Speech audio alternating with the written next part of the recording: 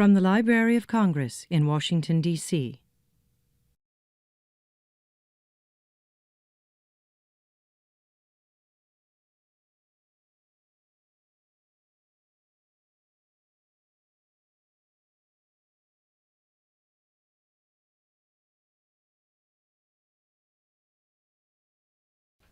Now it is my great pleasure to introduce Larry Doyle, a Wall Street veteran, a successful blogger, and an author. Larry Doyle has worked on and around Wall Street for the last 30 years, having embarked on his Wall Street career in 1983 as a mortgage-backed securities trader for the First Boston Corporation. He served as chair of the Mortgage Trading Committee for the Public Securities Association. After subsequently working at Bear Stearns, Union Bank of Switzerland, and Bank of America, Mr. Doyle culminated his close to 25-year career on the sell side of Wall Street as the national sales manager for securitized products at J.P. Morgan. Currently, he manages his own investment advisory practice. Shortly after the failure of Lehman Brothers in late 2008, Mr. Doyle launched his now widely read blog, Cents on Cents, where he writes on the markets, global economy, Wall Street, and Washington. Mr. Doyle's work is widely syndicated and referenced by major media outlets.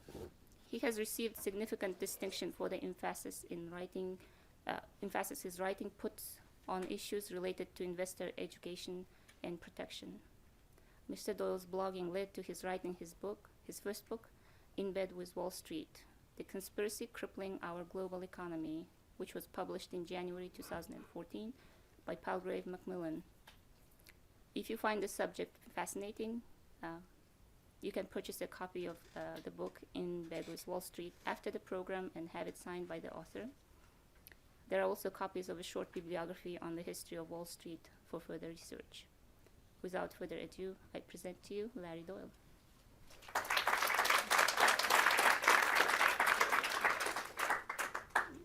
Gulnar, thank you very much.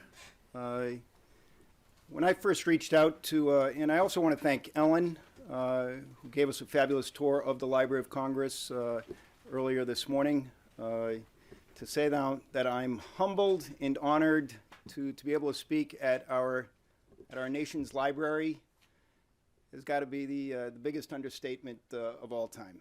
So I've had the good fortune to be able to speak at some nice venues. But dare I say, this takes the cake. So, as with any writer and any author, I want to extend thanks to a few people. I want to extend some thanks to my literary agent, Cynthia Zigmund. She found me in early 2012 when I was blogging. I wasn't even thinking book.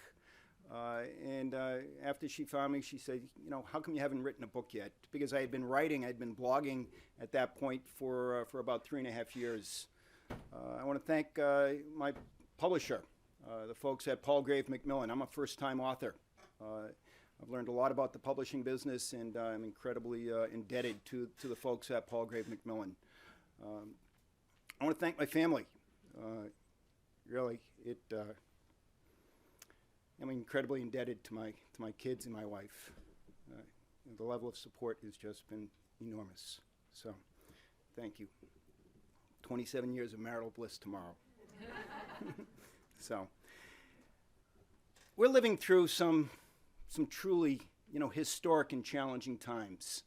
But to try to put some context into it, and really what goes into this book, 25 years ago today, for a lot of people in this room, you've got that indelible image of that fella in the People's Republic of China, standing in front of that line of tanks. 70 years ago tomorrow, again, we've got this irrepressible image of our,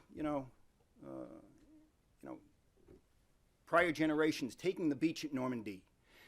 And what do I think of when I think of those images? This concept of freedom. Freedom is perhaps, that's the foundation of our country, that virtue of freedom. But freedom, as they say, it's trite, freedom isn't free. And dare I say, I personally believe that with freedom comes an obligation. the obligation that we leave our society, leave our country in a better position than we found it. And right now, you know what? I believe that we are truly being challenged. Because when you think of the current state of our economy, 6 years past the crisis of 2008, which could only be compared to the market crash of 1929, we've got labor participation rates at 35-year lows. We've got levels of poverty, at generational highs. We've got income levels for the overwhelming percentage of our population, basically stagnant. We've got a deficit that's projected to run upwards of $25 trillion. What are we leaving for our kids? So it's against that backdrop that given my career on Wall Street, that I started writing, shortly after Lehman Brothers failed in the fall of 2008. And I want to again express some thanks to a friend of a friend, a fellow by the name of Larry Johnson, who works here in Washington and has a political website called No Quarter. He said, could you write a commentary kind of explaining what just happened with the failure of Lehman Brothers and the implications for the economy? And I did. In that initial commentary in, I believe it was October of 2008, I got about 70 responses. And that was an indication to me right then and there how much the American public wanted to understand, hey, what's going on Wall Street and what's the implications and the ripple effect for America as a whole. So it was like, clearly the markets at that point in time were incredibly volatile, and there was a lot of uncertainty. There was a lot of challenges. In response to that first commentary, he said, well, that went pretty well. What else you want to write about? And so I wrote a second and then a third commentary, and over the course of the next 3 months, I wrote maybe, 6 or 8 different commentaries, and I started to develop a writing bug. There was a lot to write about, and again, what was in my mind was I could be a public service, that kind of explaining concepts that are largely arcane in nature, reducing them to a layman's narrative, and it was all about the pursuit of the truth. I'm one of 8 kids. I grew up in a middle-class section of Boston, Mass. And, education was always important. We're a very competitive crowd. I've got 6 brothers out of, so it's 7 boys out of 8 kids, so it was a very competitive crowd. I went to the College of the Holy Cross, where we talk about this pursuit of the truth. So those elements play out in this book. That sense of, intellectual curiosity, competitiveness, integrity, the truth. And so, fast forward, I'm writing at Larry Johnson's blog, No Quarter, when I realized, I'm writing about business issues, and he had a political blog. I should either go write for a business site or, even better, launch my own. So in January of 2009, I'm in test mode on this blog called Sense on Sense. And give some credit to my then 16-year-old son who came up with that catchy name. I'm thinking fiscal courage, and he's like, Dad, boring. Give us, you get into the blogosphere, you need something that catches, catchy. So in about 30 seconds, I'm saying, I want to write a blog about the markets, the economy, and Dad, Sense on Sense. And now, 5.5 years later, the blog is going great. A key date, though, that went into this book was January 15th, 2009. Again, 2008 could only be compared to 1929. The meltdown of, these various Wall Street firms, the 2008 culminating in the greatest Ponzi scam ever perpetrated on Wall Street in the person of Bernie Madoff. Again, you don't need me to kind of remind you of some of that. But what I wanted to really learn, and it was on January 15th, not what had happened or why it happened in terms of, the what being all the excessive leverage, the why being the excessive greed, but how did this happen? How did this happen? Meaning, how did the industry engage, if not circumvent, those charged with protecting the public interest? And who were those? Those were our financial regulators and the politicians, meaning, Senate banking, House finance, government oversight and reform. How did the industry, how did Wall Street engage these entities? That was what really intrigued me. So I set aside my afternoon on January 15th, 2009 for the confirmation hearing of Mary Shapiro to be the head of the SEC. And after about 90 minutes, in which, honestly, they pretty much tarred and feathered Christopher Cox, but I felt like, you know what, they didn't properly vet Ms. Shapiro. Was she the right person to head the SEC that could bring about, meaningful reform to Wall Street? And from my standpoint, I didn't get that question answered. 2 days prior to her confirmation hearing on the 13th, the Wall Street Journal had done a scathing review of Ms. Shapiro's tenure at a self-regulatory organization known as the Financial Industry Regulatory Authority. Please come on in. That's quite all right. And so I figured that, okay, there was some great material there in the journal to address questioning for Ms. Shapiro in terms of the fact that why was it that the level of fines that imposed in cases that had been pursued at this organization known as FINRA had dropped pretty significantly during her tenure. They didn't even touch that. So I turned off my TV mid-afternoon. I said, I'm going to go learn some stuff. And so I Googled this outfit FINRA. And because when I worked on Wall Street's self-regulatory organization was known as the NASD, the National Association of Securities Dealers. And I was not aware that in 2007, the National Association of Securities Dealers had merged with the regulatory arm of the New York Stock Exchange to form this outfit FINRA. I just wasn't aware of it. So in short order, I go back to FINRA's then most recent annual report, their 2007 annual report. And literally, at this point in time, this was really the first time that I started to seriously think, what are the implications and the ripple effects and the ramifications of a self-regulatory organization for an industry as large in scale and scope as Wall Street? And there I'm thinking, to think that, that Goldman Sachs and JP Morgan and Merrill Lynch and Bank of America could fund a regulatory outfit so that they would properly and aggressively oversee them. And I thought, what? That's probably, that's somewhat problematic. If not filled with potentials of enormous conflicts of interest. So, on Wall Street, how does Wall Street work? How do you manage risk? Find information, connect the dots, follow the money. That's how the industry largely works, so that you can, try to understand risk. This book is all about exposing situations which bring about public risk, because we're still all on the hook. So I start doing a deep dive into FINRA's annual report, and I see, okay, self-regulatory organization, potential conflicts of interest. Let's get to their balance sheet. And I see that they've got about a $3 billion balance sheet, and that they talk about an internal investment portfolio. And I'm thinking that, okay, any regulatory oversight of Wall Street, one would think that an internal investment portfolio would have its cash parked in treasury bills to mitigate, if not totally eliminate, the chances for a conflict of interest. And there on page 48 of their then 2007 annual report, I see that this organization, FINRA, has money invested in the equity markets, in the bond markets, in hedge funds, in fund of funds, in private equity. And I'm like, are you kidding me?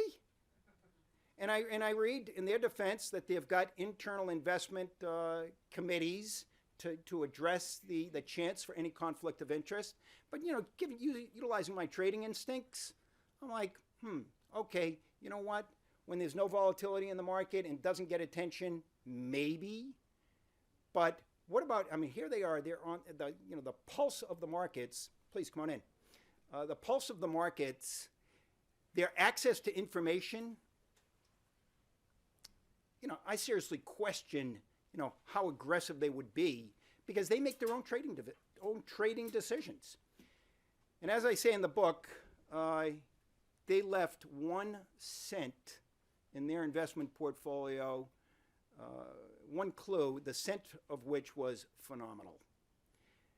they actually, because all these other holdings, their equity holdings, they were nondescript. It wasn't like, we've got money invested with Goldman Sachs or in General Electric, any of this. It's all nondescript. But they left this one this one clue. They had a third of their investment portfolio was invested in a sector of the market known as auction rate securities, which I don't know if anybody in the room is aware of what happened in the auction rate securities market. The auction rate securities market was a $330 billion market, okay, which totally failed.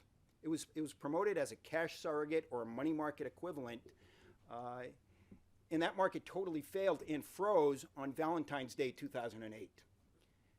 So I'm thinking that, okay, what did FINRA know? Did they utilize information perhaps that they could have accessed, because obviously they're very closely aligned with Wall Street, to liquidate their own holdings, to protect their own interests, or did they share information as to what was going on and protect the public interest?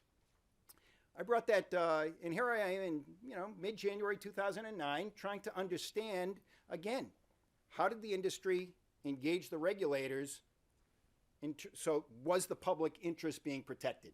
That was my motivation at that point in time. That remains my motivation at this point in time. And that's the theme throughout this entire book. So I brought that information to those reporters from the Wall Street Journal who had written that scathing review 2 days prior. Called them up. I said, been in the industry for 25 years. This is meaningful information, and I personally think this is a great lead.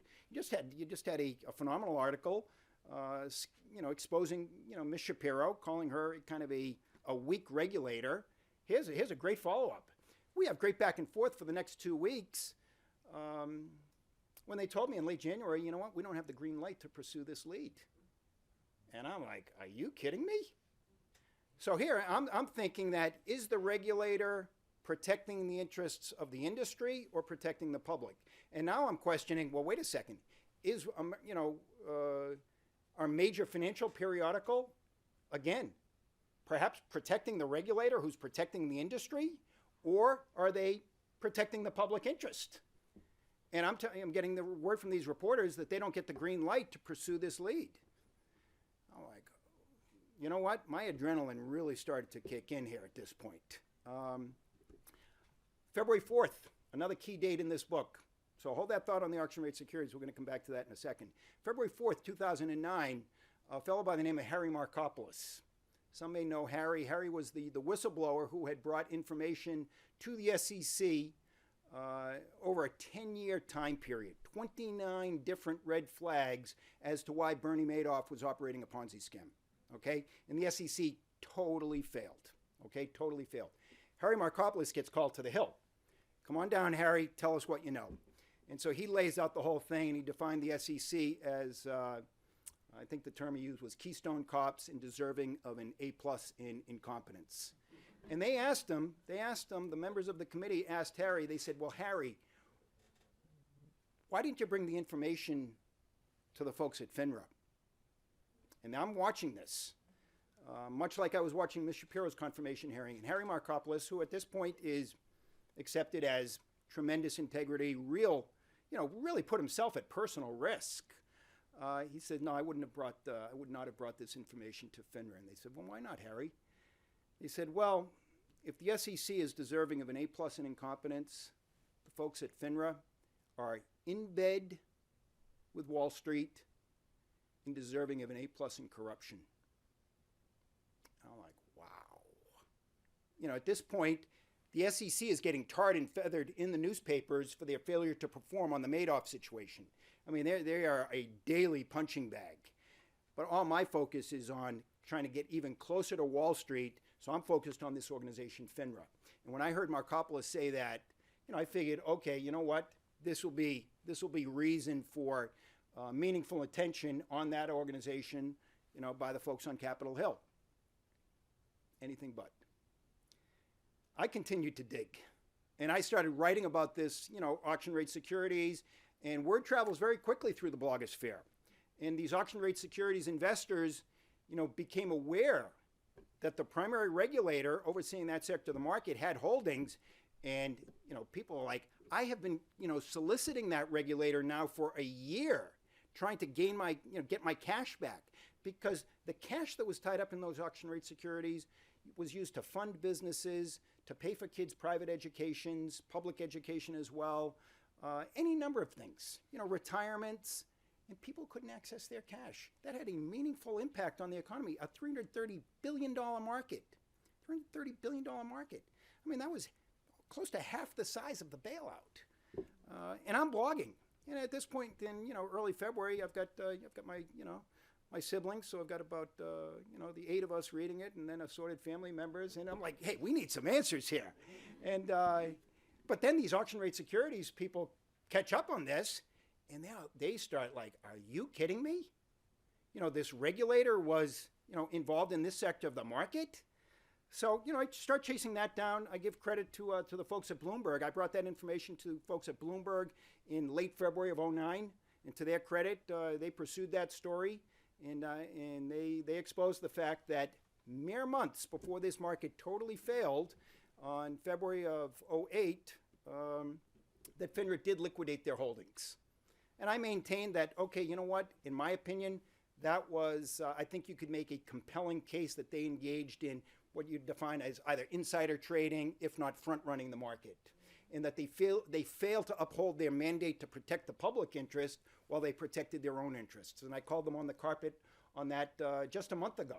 And I said, you know what? The American public deserves to see your trade tickets, and we deserve some meaningful transparency there, because there are still about $50 billion worth of those auction rate securities, that remain outstanding, sold as a cash surrogate 6 years later. That's a problem. So I'm chasing down that story when I see in the summer of '09 a legal brief that was filed on behalf of a minority broker-dealer called Amerivet Securities from Moreno Valley, California. And this was like, wow. So I read the legal brief, and they start questioning. They're asking basically the same questions that I was asking. Goes straight to the governance of this regulatory organization, FINRA, which, again, reported up through the SEC. So, again, in the back of my mind, I'm like, we got a corrupt organization reporting up through an incompetent one.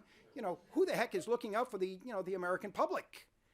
And so I called up the law firm, and that law firm was right down the road, over on C Street, I believe. A law firm by the name of Cuneo, Gilbert, and LaDuca. I called them up and I said, I'm interested in learning more about your case.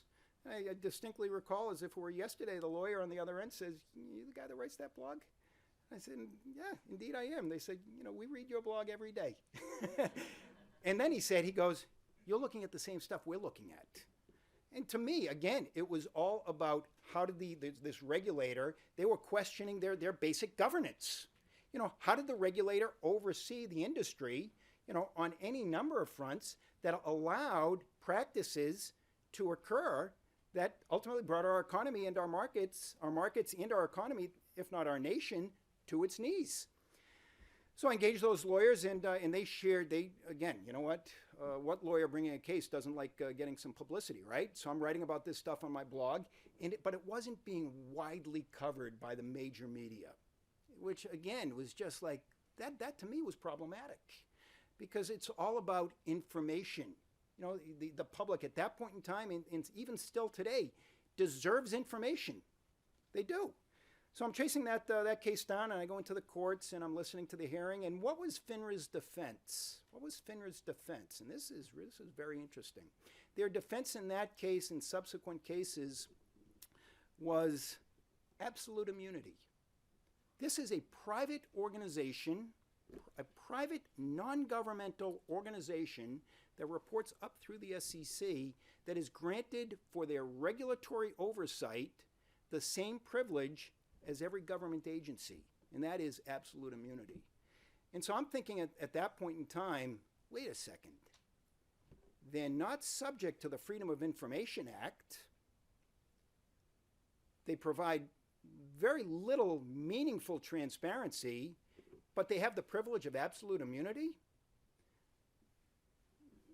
You don't need to grow up, in the city to think that if you got absolute immunity on one side and little to no transparency on the other, what do you have going on in the middle? To me, that's nothing more than a license to steal. And so I maintain that, the misappropriation of funds in their liquidation of auction rate securities, you could probably put a dollar value on that of about 200 million bucks, given where the secondary market for those securities, went then and remains today. Those were funds that belonged to, mom and pop. That's wrong. So I engaged these lawyers, and we start talking about that case. And they said, well, what do you know about this other case? And I said, what other case? They said, this case, Standard Investment Charter. They said, this Amerivet case, it's a very interesting case. This other case is really where the rubber meets the road, because it's truly the intersection of Wall Street and Washington. The Standard Investment Charter versus FINRA case dealt with the merger of the NASD with the regulatory arm of the New York Stock Exchange in 2007. And what these lawyers shared with me was the proxy statement utilized for that merger. A proxy statement is a legal document that is shared with members of the NASD at that point, just like any shareholder of a private company would get a proxy statement if that company is going through a merger that shares all the specific financials of the merger. And what this lawyer shared with me was that merger, well, let me just read it to you, okay? On page 105 of the book, this is the attorney, Richard Greenfield. We were able to get discovery, that is document presentation from the NASD, very early on. Many of these documents were produced under a confidentiality order. In other words, the NASD would not produce them unless they could be kept confidential, i.e., not in the public record. These documents showed unequivocally that the NASD defendants lied to the members of the NASD, and there were 5,100 member firms.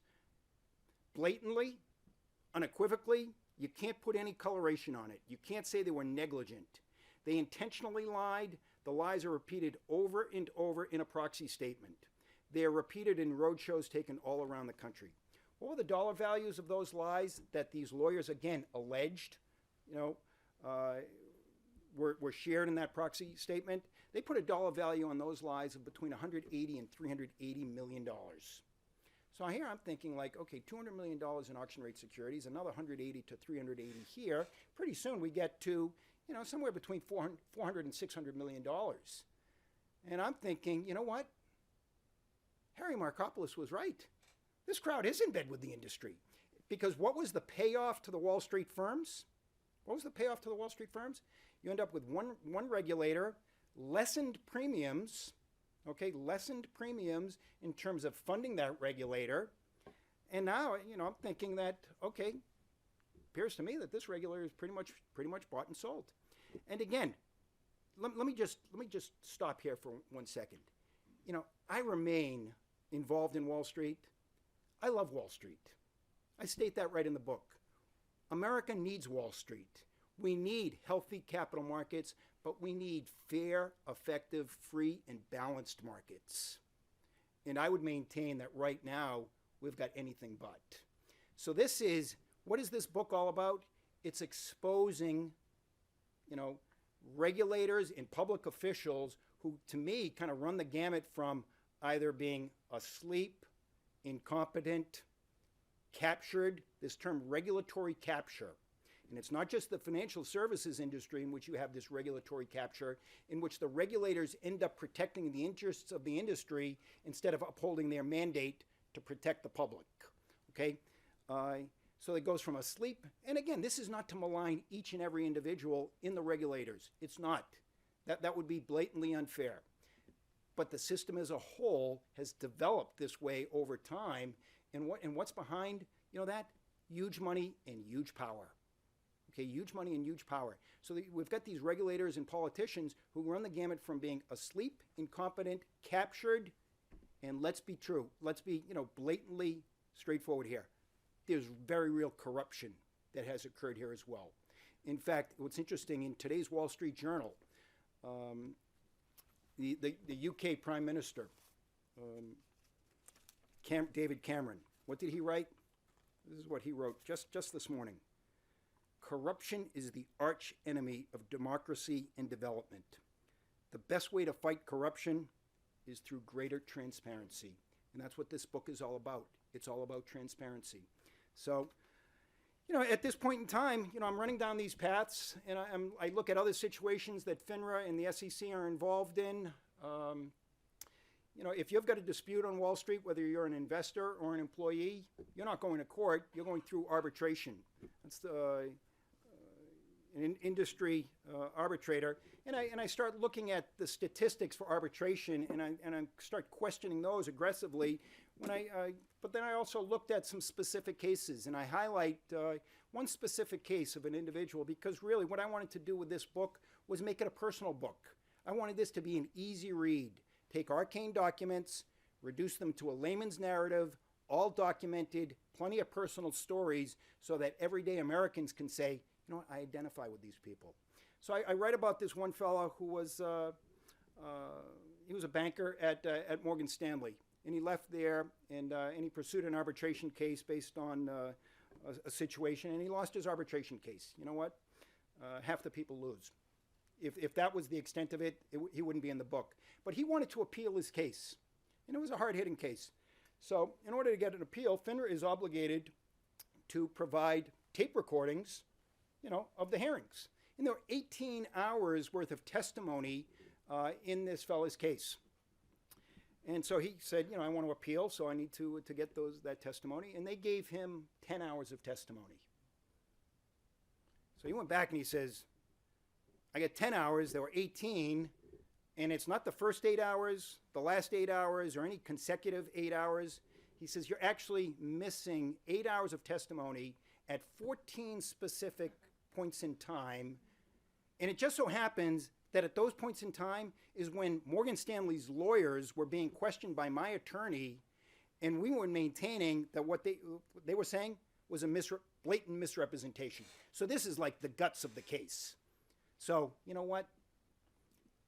My livelihood, my family's well-being, my kids' education is all on the line here. You know what? How about giving me those tapes? And what was FINRA's response? Sorry. And you know what? You got no follow-up. That's it. Story's over. So I define that as a kangaroo court. And they may not appreciate it, but you know what? Too bad. Because if it wasn't that one fella, you ever hear the phrase, you never find just one mouse, right? How many other individuals have been compromised through the arbitration process? And what's interesting is that, just a couple of weeks ago, a representative of FINRA said, inadvertently there are times where the individual operating the recorder, failed to perform. And I wrote on my blog that day, what are the chances that they failed to perform because again, 8 hours of testimony over an 18-hour case. What are the chances that they failed to perform for 34 minutes and 18 seconds at an average point in time, just so happens when the Morgan Stanley lawyer was hearing? You couldn't get odds in Vegas on that sort of stuff. But they pitch it to the American public as check the box, on to the next one. So again, they may not appreciate it, but America, the public interest deserves better. So I go down that case because to me, auction rate securities, that to me was front running or insider trading. That's wrong. Again, the Amerivet case, failure to perform, lack of true governance.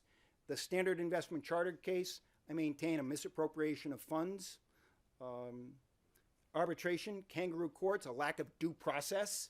These are basic rights. And they get to hide behind this veil of absolute immunity. Something wrong here, folks. And who's supposed to be held to account here? The SEC. The SEC oversees this organization, FINRA. But the SEC, truth be told, over the course of the last 5 years, has been, swimming upstream because they're trying to recover themselves. So, ultimately, when I look at this, I'm like, you know what? Wall Street, to a very large extent, really reports to nobody but itself. That's a problem. That's a problem. And why is that a problem?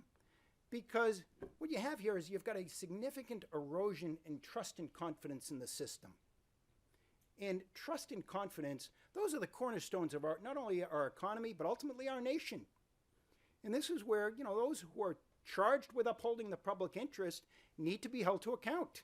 And so I hold them to account because here we are, 6 years after the crisis, unfolded. And within the last 2 months, we've gotten these revelations from, senior regulatory insiders. An attorney within the enforcement division of the SEC just defined the SEC, just within the last 2 months, as little more than a toll booth on the bankster's turnpike. That's not a problem. I don't know what is. A commissioner of the CFTC. The CFTC is the regulatory outfit that oversees the derivatives market. Okay, just a month ago. I do not believe that the CFTC systems are adequate to oversee today's fast and complex derivatives markets. That's a problem. That derivatives market, a quadrillion in size. A quadrillion, that's 1,000 trillion in size. And they don't have the systems to monitor this. And we're being told that, oh, you know what, Wall Street's been reformed. I say, are you kidding me? Sheila Bair, former chair of the FDIC, what did she say about the regulators? The regulators have not had the fortitude to stand up to the forces imposed upon them by the industry and Congress. And what are those forces? Huge money, huge power. Huge money and huge power. And so they don't have the fortitude to stand up to them. This is a problem because, again, as the American public, we remain on the hook. Alan Blinder, Wall Street's mode of self-regulation was a mistake. So I see these things coming, and I watch this stuff very closely and thinking, who in Washington is listening to this? The folks right over there are supposed to not only be listening to this, but doing something about it. Tim Geithner himself, when asked about the too-big-to-fail banking model a few weeks back, does it still exist? Yeah, of course it does. We're all on the hook here. So again, this presumption of investor protection, that's really what it is. We presume that the regulators and the public officials are doing their job. We presume that going into the crisis, and we continue to be fed that presumption coming out of the crisis. And what I'm saying is, you know what? Please read my book because I think that they failed and that they continue to fail. And what is the failure here? Ultimately, this is a failure of leadership. It really is. It's a failure of leadership, the failure of the public officials on those congressional committees to say, you know what? Stop it. Stop it. And what's behind that? It's huge money. There's huge money. I mean, from 1998 to 2008, Wall Street would send Washington about on an annualized basis, about $500 million. Okay, that goes to fund a lot of things, okay? Obviously, since 2008, there's been a lot more on the line.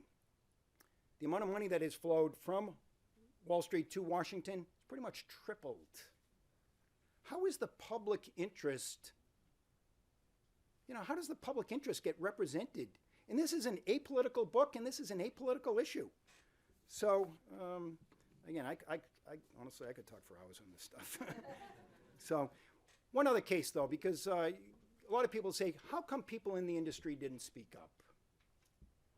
The fact is, there were people that were speaking up. There were whistleblowers. And what is the consistent experience of these whistleblowers? And I profile about 10 whistleblowers. First, they get ignored. Just ignore them, don't listen to them, and maybe they'll get the message, okay? For those people who continue to blow the whistle, then they get intimidated. Like, you may not want to continue to do that because your job may be on the line. And ultimately, what happens? They get fired. They get fired. And that's wrong. There was I want to share one quick story, and then we'll go into to the questions. There was an attorney at the SEC, a fellow by the name of Gary Aguirre. If for no other reason to read my book is to read the story of Gary Aguirre. Gary, a phenomenal individual. Because what did we have coming out of the crash of 1929? We had a fellow who came to Washington by the name of Ferdinand Pecora. And Ferdinand Pecora was a tough New York City lawyer that basically came down and tarred and feathered and exposed, the bad practices and the individuals, who were engaged in those practices back in the 20s that brought upon the crash. lot of people ask, like, where's our modern day Ferdinand Pecora? Where is he? Where is she? Where is he? And so they end up saying, well, these issues ultimately are systemic. I would maintain that Gary Aguirre could have been our Ferdinand Pecora, because Gary Aguirre worked at the SEC. And back in 2005, he was in the process of making an insider trading case against the largest hedge fund in the business at the time, an outfit called Pequot Capital. He saw some trades that were clearly problematic, and he started pursuing this case. And the trail of evidence led to the door of one of Wall Street's most powerful men, a fellow by the name of John Mack.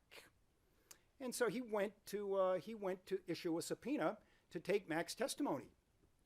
When Morgan Stanley engaged a lawyer, a woman by the name of Mary Jo White, to intervene on their behalf. Mary Jo White just so happens to be our current chair of the SEC. To intervene on their behalf. And what happened to Gary Aguirre, who for the prior couple of years at the SEC had been graded as a star attorney? A star. He's like, this is the guy. Within the next 2 to 3 weeks, Aguirre pushed back. And what happened to him? He got fired. 999, if not 900, out of 1,000 attorneys, if not 1,000 out of 1,000 would say, I get it. You know what? I just touched the third rail. The power of Washington, the money of the money of Wall Street, I get it. Aguirre's that one lawyer. He didn't take it sitting down. Aguirre, over the course of the next 4 to 5 years, utilized the Freedom of Information Act to go back into the SEC to get the necessary documentation to pursue that case. And he made the case as a private citizen. And in 2010, that hedge fund paid a $28 million fine, and they were shut down.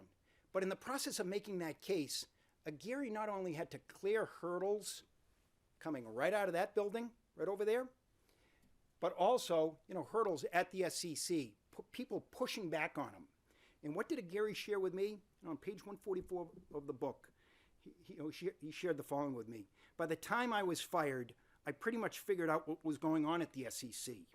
I saw how the enforcement division, from the top down, had acted to block the Mack investigation, despite the fact that the evidentiary trail led directly to his door.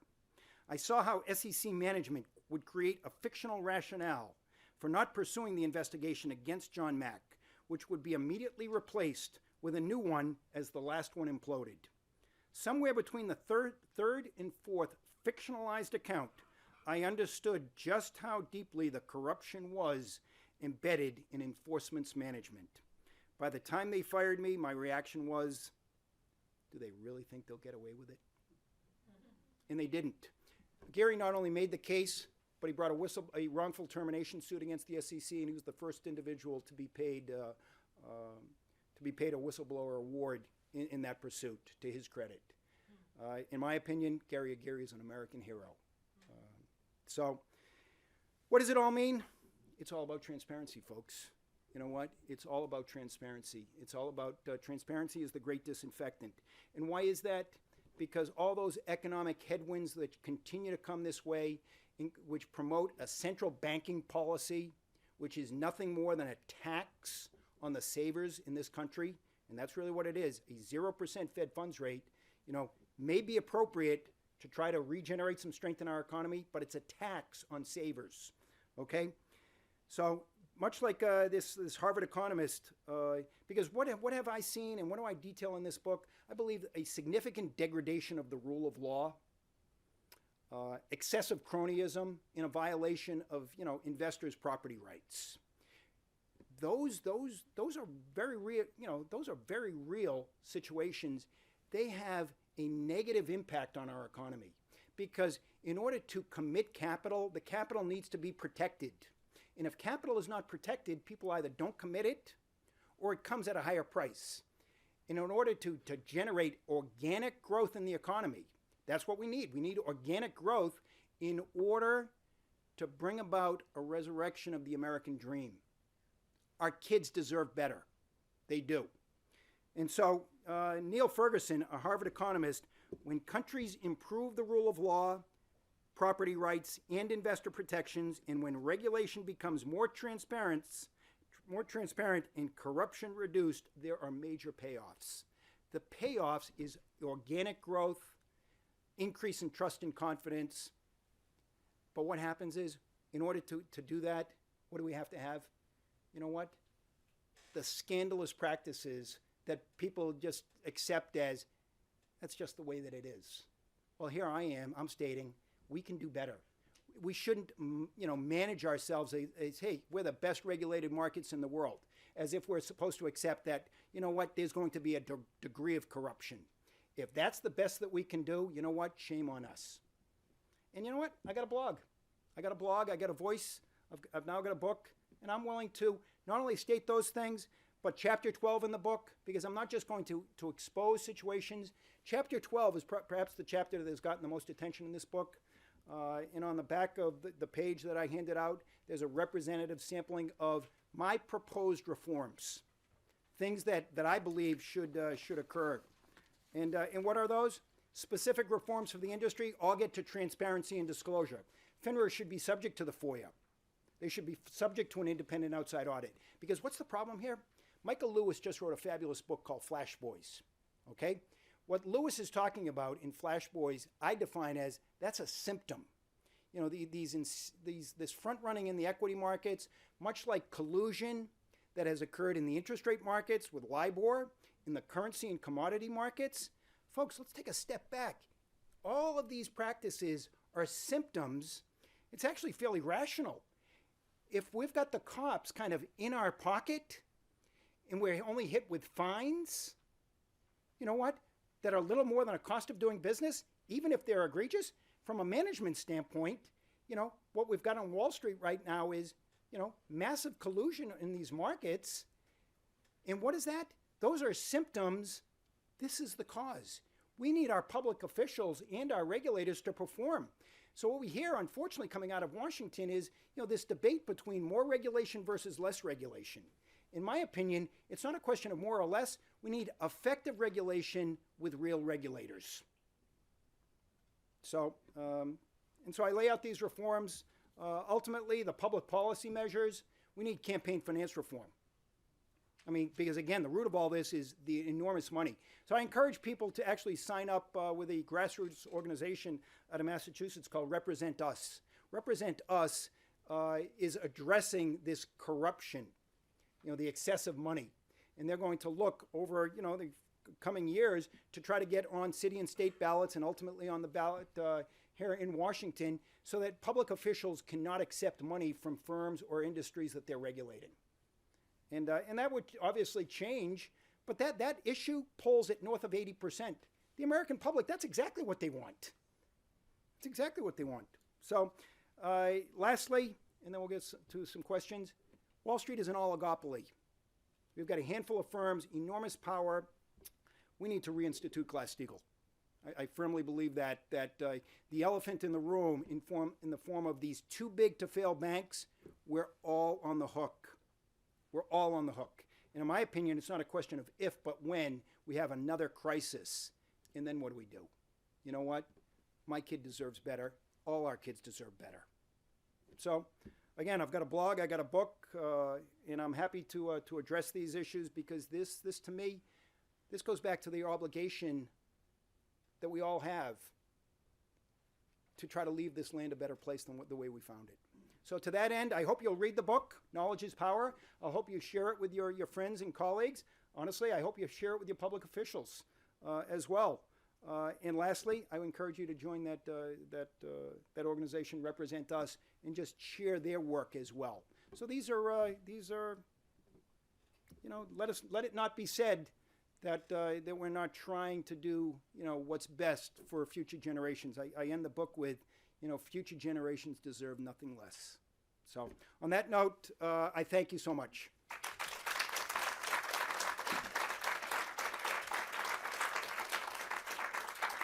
A question there and back. My question is, so you say the book is political. Yep. But it's directly political. When you have the Supreme Court that just says we can give unlimited money Huge to problem. politicians. Yep. When we've only recently had an oversight where members of Congress and the Senate, their families could use information that they're sitting on Yep. to That's right. without any type of repercussion or any type of punishment. It was an oversight. And now we have a situation where we have the most senators and congressmen in history that are millionaires and multimillionaires. Yeah, public service has become a for-profit enterprise, right? These are, and the people that they're supposed to be regulating, these are their friends. These are the people The system's they go to broken. school with. These are the people they share dorms with. They're in their fraternities. How can we, how can we get our public officials to do the right thing against their friends? Well, you know what? I mean, aside from represent us, I also want to. I see Michael Smallberg here from Pogo. People should track the work of the Project on Government Oversight because their work to bring real transparency to these issues is off the charts. And you know what? People feel like, what can I do? You know what? Just keep hammering away at your public officials. Just keep hammering away at them. Because, through a collective voice, and that's, I don't want to say that that's all we can do, because that's a lot. And so we have to. We have to continue to hammer away at them because, a conspiracy, and that's really what this is. It really is. This is a conspiracy. They're not representing the public interest. And so I would just say continue to hammer away at them. Tell them to read this book, Answer to the Book, amongst other things. So, but you're right.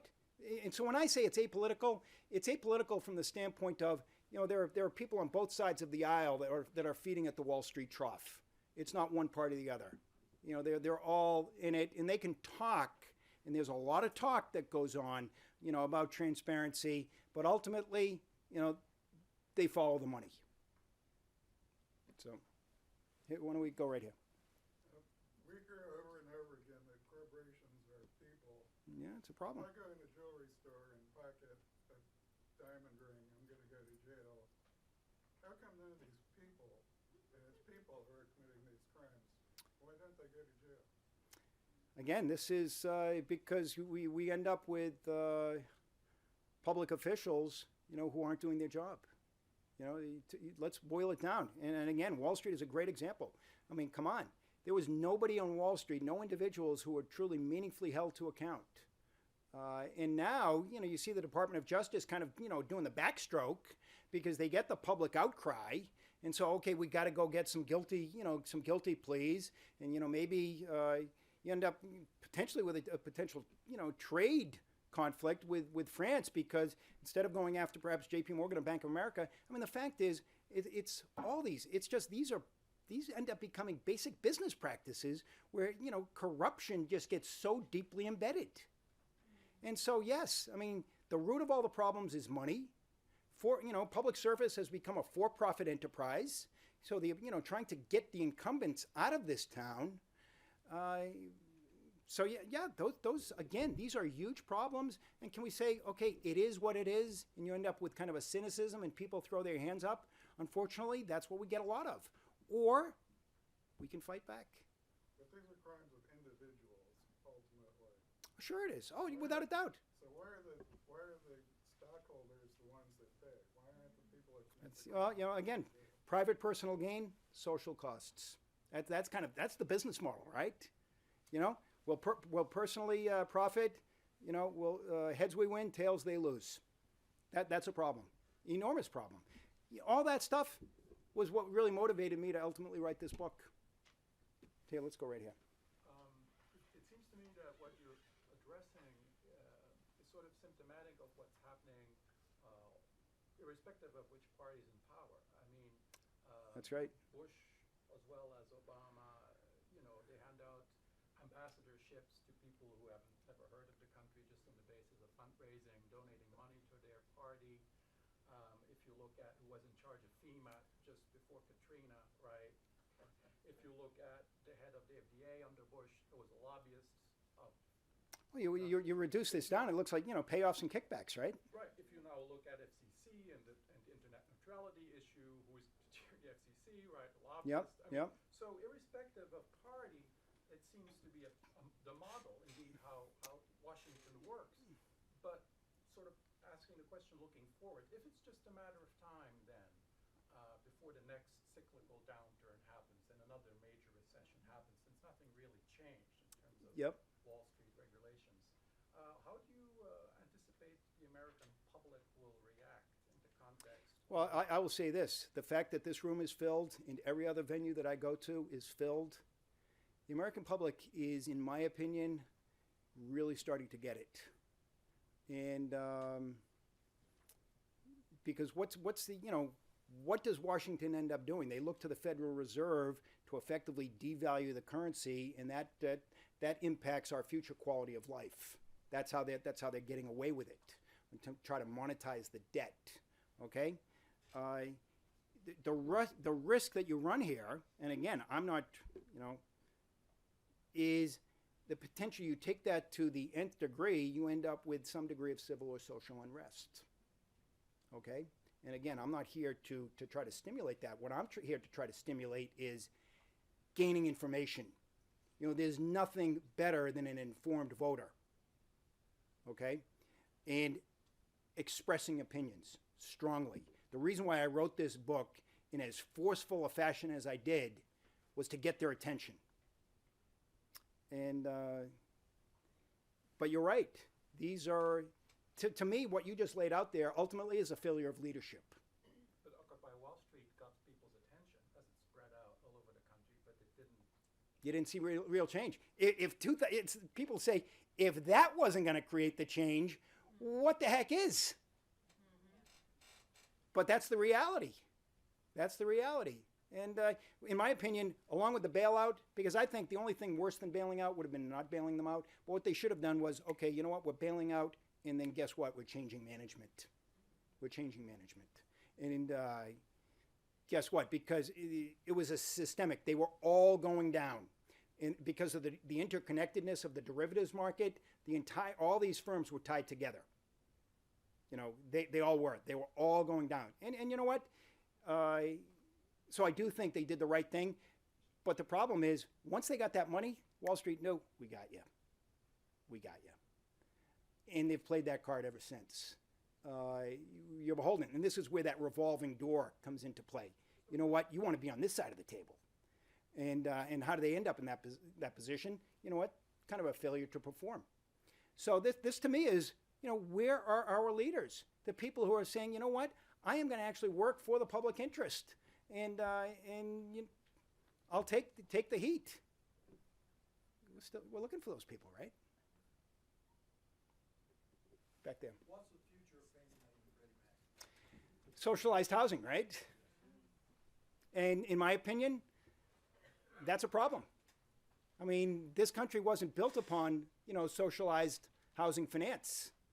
Because in my opinion, socialized housing finance goes to mispriced credits. And again, private gain, socialized cost, that's not the way that capital gets effectively and appropriately allocated. But that's where I see this thing going. Right here.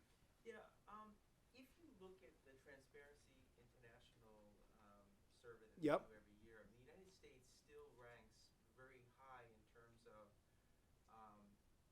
perception of public sector corruption. It's actually considered to be on the low end. So how do you square that with what you've been? Yeah, I mean, it's the type of thing.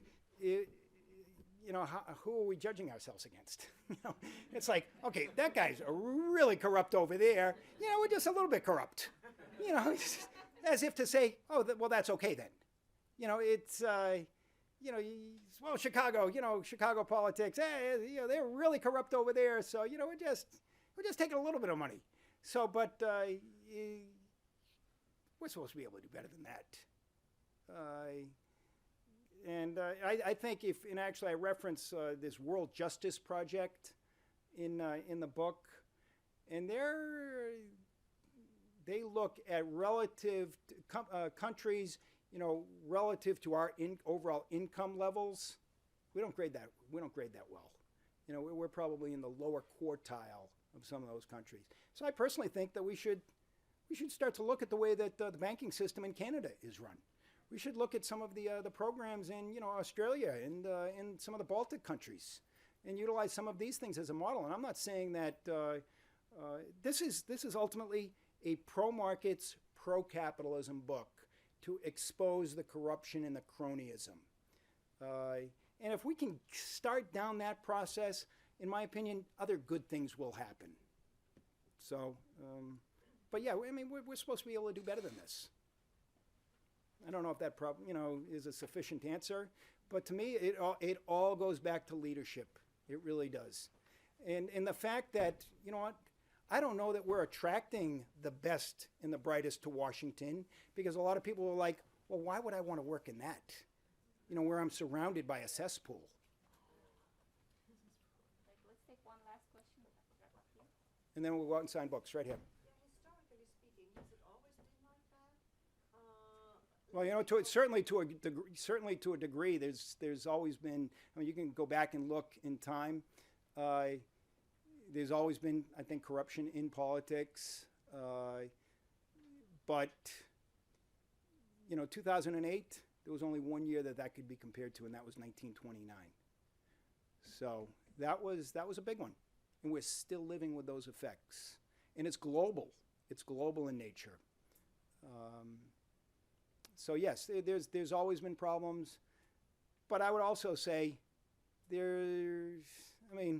have we ever had a deficit that's, you know, headed towards 25 trillion and that's on the balance sheet? No, we haven't. All that is, what is that? That's a bill for future generations. So how do we generate organic growth? Again, let's get back to, you know, the preeminence of the rule of law, protecting property and investor rights and exposing corruption. You get that, honestly, so you get a little bit of a tidal change, you know, in the system. In my opinion, capital, you know, increased capital will flow so that, you know, the Federal Reserve can get their interest rate back to, you know, 2-3%, so that it's not a tax on savers. So I hope that, again, I thank you profusely for coming. I hope that you will read the book. I'm happy to sign books out there and share it. And Gulnar, thank you very much. Okay. This has been a presentation of the Library of Congress. Visit us at loc.gov.